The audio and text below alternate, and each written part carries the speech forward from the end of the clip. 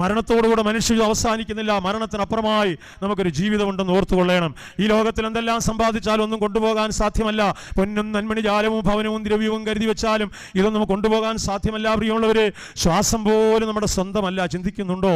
ആരോഗ്യമുള്ളപ്പോൾ, സുഖമുള്ളപ്പോൾ, ബലമുള്ളപ്പോൾ നമ്മൾ ചിന്തിക്കും, ഞാനാണ് ബലവാൻ, ഞാനാണ് ശക്തിമാൻ, സാമ്പത്തികമായി കരുത്തുള്ളത് എനിക്കാണ്, വിദ്യാഭ്യാസമുള്ളത് എനിക്കാണ്. നമ്മുടെ ശ്വാസം പോലും സ്വന്തമല്ല. അവസാന സമയം ആളുകൾ നോക്കി നിൽക്കുന്ന ശ്വാസം പോകുന്ന ഇതിലെ എന്നാണ്. ഈ ഭൂമിയിൽ ജീവൻ നിലനിർത്താൻ വേണ്ടി ഈ പ്രാണവായു തന്നിരിക്കുന്നു.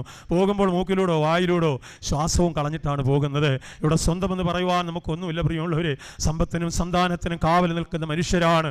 ഞെരുക്കമുള്ള ഒരു പെട്ടിയും ഇടുക്കമുള്ള ഒരു കുഴിയും മാത്രമേ ലഭിക്കുകയുള്ളൂ. 100 ഏക്കർ റബ്ബർ തോട്ടം ഉണ്ടായാലും കോടിക്കണക്ക് വസ്തുവകകൾ ഉണ്ടായിരുന്നാലും ശരി തന്നെ ഇടുക്കമുള്ളതായ ഒരു പെട്ടിയും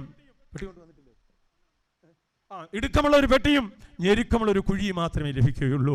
ഉള്ളതെല്ലാം ഇവിടെ സമ്പാദിച്ചതെല്ലാം വിട്ടിട്ട് പോകും. സമ്പാദിപ്പാൻ ഒന്ന് മാത്രമേ ഉള്ളൂ. മരണത്തെ ജയിച്ച ഒരു യേശുവുണ്ട്. ആ യേശുമായുള്ള ബന്ധത്തിൽ ദൈവമക്കൾ ജീവിച്ചു കൊള്ളണം. ദൈവത്തിന് മഹത്വം ഉണ്ടാകട്ടെ. മരണാനന്തര ജീവിതമുണ്ടെന്ന് കർത്താവായ യേശു ക്രിസ്തുവാണ് വെളിപ്പെടുത്തിയത്.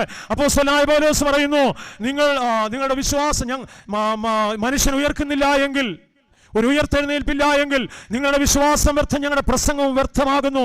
ഒരു ഉയർത്തെഴുന്നേൽപ്പിന് 2000-ലധികം വർഷമായി മനുഷ്യവർഗത്തിന്റെ പാപപരിഹാരത്തിനായി താണലോകത്തിലേക്ക് വന്നു. മനുഷ്യവർഗത്തിന്റെ പാപത്തെ മുഴുവനും തന്റെ ചുമലിലേറ്റിക്കൊണ്ട് കാൽവരി ക്രൂശിൽ അവർണ്യമായ പാടുകൾ, 2 കള്ളന്മാരുടെ മധ്യേ അവർണ്യമായ പാടുകൾ സഹിച്ച് കാൽവരി ക്രൂശിൽ മരിച്ചടക്കപ്പെട്ട് ഉയർത്തെഴുന്നേറ്റ കർത്താവായ യേശു ക്രിസ്തു വീണ്ടും വരും. ദൈവത്തിന് മഹത്വം ഉണ്ടാകട്ടെ.